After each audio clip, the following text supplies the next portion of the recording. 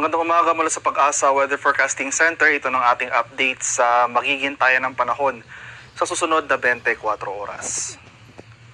Huling namataan itong low pressure area na ating minomonitor sa loob ng PAR kaninang alas 3 ng umaga sa layong 365 kilometers silangan ng Maasin City sa may Southern Leyte. So sa mga nakarang oras ay bumaba na yung tsansa ng low pressure area na ito na maging isang ganap na bagyo. So yung current scenario natin, inasahan natin na low chance of tropical cyclone development. So mababa yung chance nito na maging bagyo sa susunod na 24 oras. Gayunpaman, dahil sa pinagsamang epekto nga nitong low pressure area at ng southwest monsoon o habagat, makakaranas tayo ngayong araw ng maulang panahon sa malaking bahagi ng Visayas, pati na rin dito sa malaking bahagi ng Southern Luzon, Western and Eastern sections ng Southern Luzon, pati na rin itong northern portion ng Mindanao.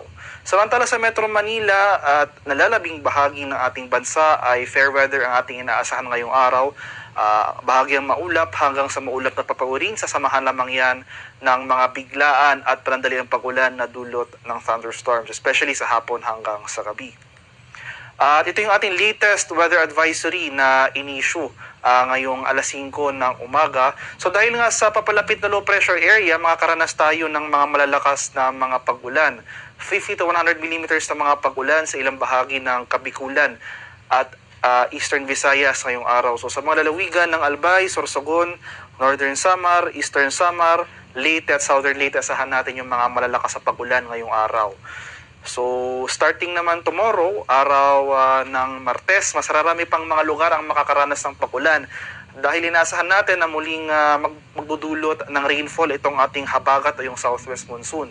So, dahil sa habagat, asahan natin yung mga malalakas na pag-ulan. So, ito po yung mga areas shaded ng yellow over Palawan, Occidental Mindoro, sa Antique at sa Negros Occidental. Samantala, dahil nga generally northwestward yung paggalaw nitong low pressure area patungo dito sa area ng Bicol region, magpapatuloy yung mga pag-ulan over Albay, Catanduanes, Camarines Sur, Camarines Norte, pati na rin dito sa Quezon, Rizal at sa may Aurora.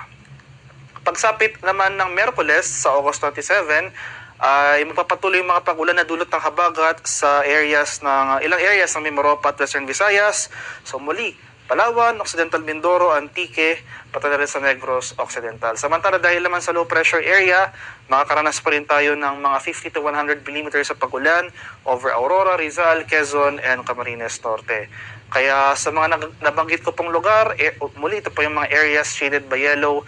Maghanda tayo at maging alerto sa mga banta ng pagbaha at pagbuho ng lupa. Posible nga yung mga localized flooding, especially sa mga susceptible areas, sa mga low-lying areas o yung mga lugar na malapit sa mga ilog o dalampasigan. Sa mga lugar naman na malapit sa mga mountainous areas o yung mga bulubundukin, posible naman yung mga flash floods or landslides. Kaya maghanda po tayo sa mga banta na ito sa mga susunod na araw. Para naman sa magiging lagay ng ating panahon ngayong araw dito sa Luzon. So dahil nga sa low pressure area, makakaranas tayo ng mga kalat-kalat na pag-ulan, pagkulog at pagkilat dito sa area ng Bicol region at sa Quezon. Dahil naman sa habagat, itong area ng Occidental Mindoro, makakaranas rin tayo ng makulimlim na panahon. For Metro Manila and most of Luzon ay bahagyang maulap hanggang sa maulap na papauwi na ating inaasahan simula ngayong umaga hanggang sa tanghali. Pero pagsapit nga ng late afternoon to evening, makakaranas muli tayo ng mga biglaan at panandaliang pag-ulan na dulot ng thunderstorms.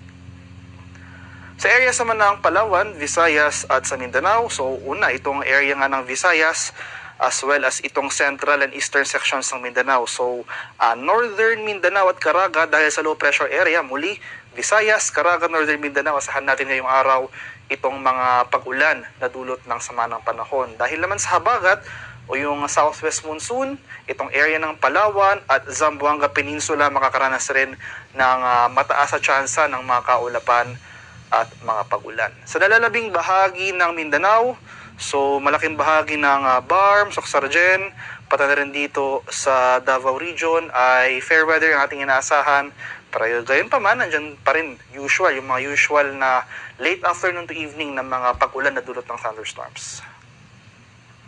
Sa kalagayan naman nating karagatan, walang gale warning na nakataas at banayad hanggang sa katamtamang pag-alon ang mararanasan sa malaking bahagi ng ating bansa. Gayunpaman, iba yung pag-iingat pa rin sa ating mga kababayan na maglalayag.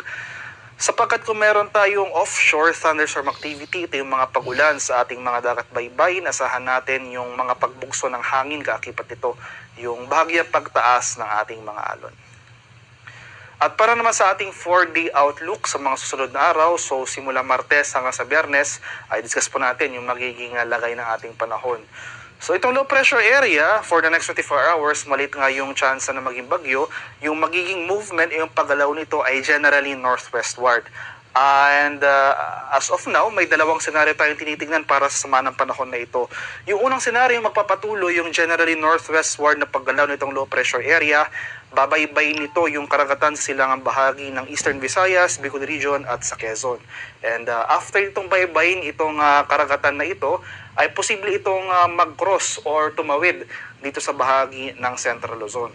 So yun po yung una nating senaryo. Yung pangalawa namang senaryo ay bahagyang mas mababa yung track na babaybayin o yung mga lugar na dadaanan nitong low pressure area.